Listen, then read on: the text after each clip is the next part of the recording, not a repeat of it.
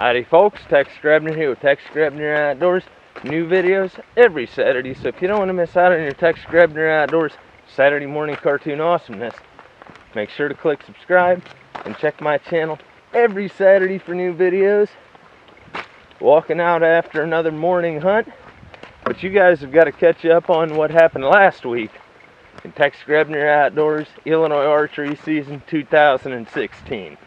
Midwestern whitetail hunters all dream about hunting the rut, but yet the rut comes and the rut goes. And if you don't get one before the rut or during the rut, then the pressure is really on.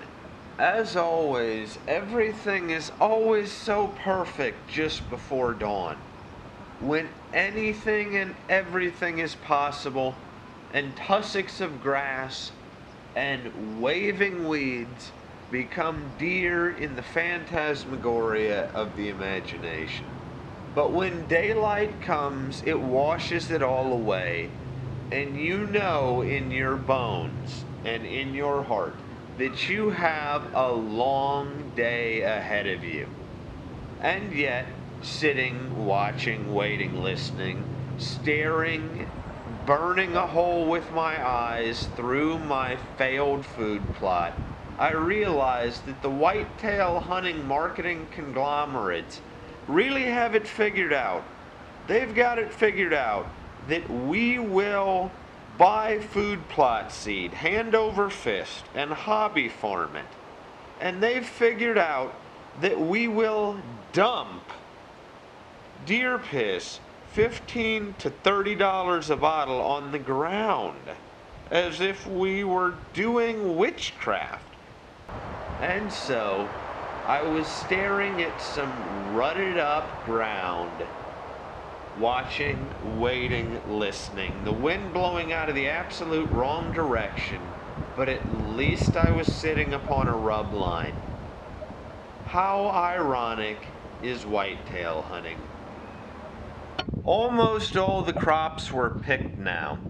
There was a hayfield to my left, on the opposite side of the fence line, and I was overlooking my chicory plot that was quite failed, but spotty at best.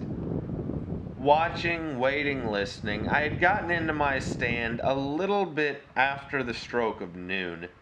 To my left and right were rub lines and a small pond to my right side.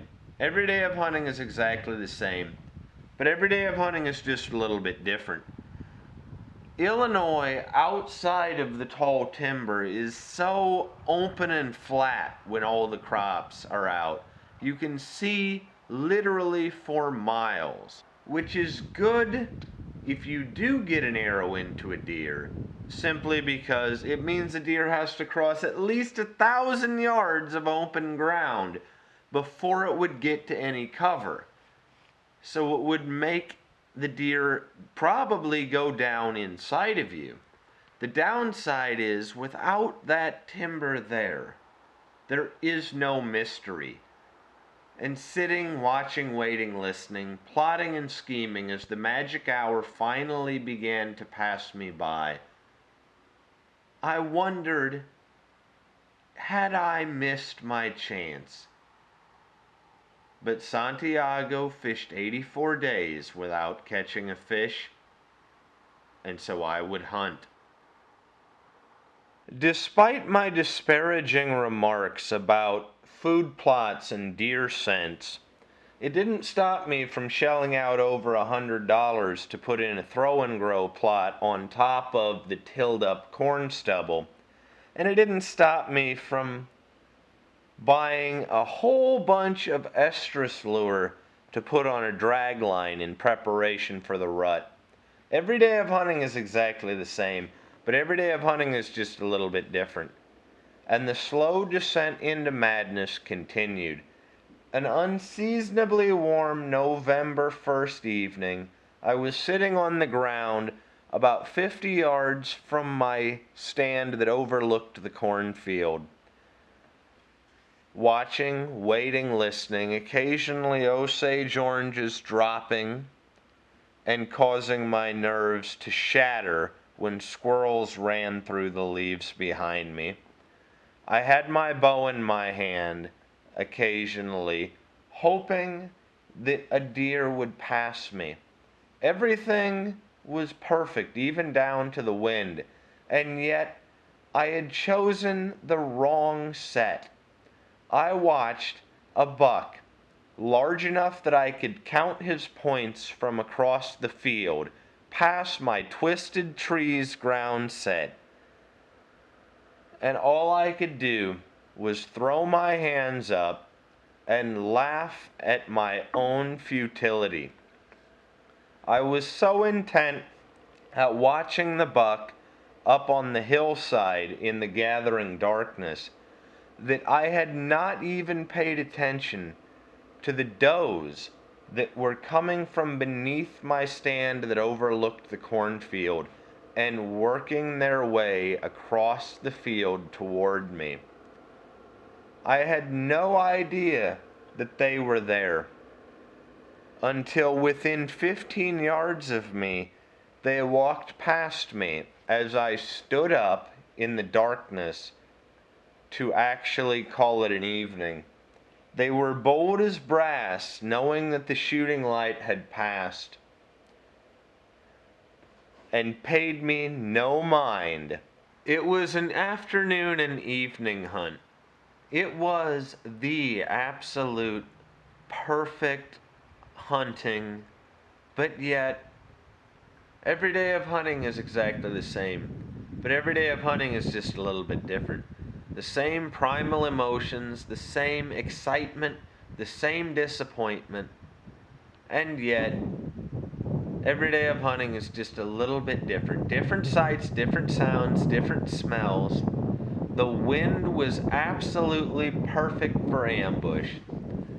It was a little bit chilly, but yet unseasonably warm. And so I was dressed quite light for the evening hunt, watching the field edges, knowing that at some point a deer might walk beneath my stand and the gods of the hunt would bless me. Watching the briars beneath my stand, I noticed a rabbit, but yet it was not yet rabbit season, and so it was safe. Squirrels scampered around beneath my tree as well, and I watched them, occasionally glancing across the field. The magic hour was approaching. Everything was so perfect. Perhaps hours of boredom would culminate in a moment of truth, when life and death would hang in the balance, and the visceral mystery of the hunt, communion in full with Mother Nature, would be realized. Watching, waiting, listening, and then, as shooting light faded, like a shotgun blast, all over the field, deer were appearing from their beds. My hunts are more like a high-stakes game of whack-a-mole. Part of the problem with hunting and its modern perception is that it is presented in the popular media as effortless, a cavalcade of almost pornographic impact shots and kill celebrations. I bring you the reality of hunting. Sitting, watching, waiting, listening. Incredible highs, deep, depressing lows, and the visceral, unfathomable mystery of the hunt. It was a type of November evening that all Midwestern whitetail hunters dream about. The air was so still. The geese flew overhead, and squirrels chattered around me, and I waited for the buck to pass me, if a buck should ever appear. The magic hour was upon me, and I held my bow in my hand at the ready.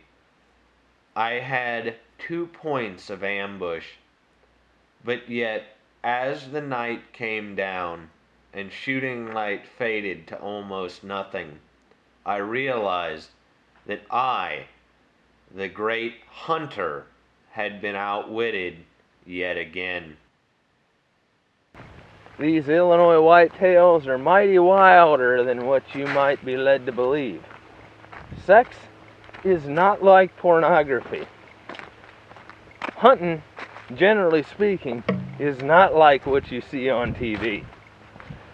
So I'm going to continue to bring you the reality of hunting. As always, God bless all my sportsmen of America. Join the NRA to protect our rights. Please check out my friends over at SOETacticalGear.com. Thank you very much to those who've been involved in law enforcement and those of you serving in the military. Thanks for watching Texas Grebner Outdoors.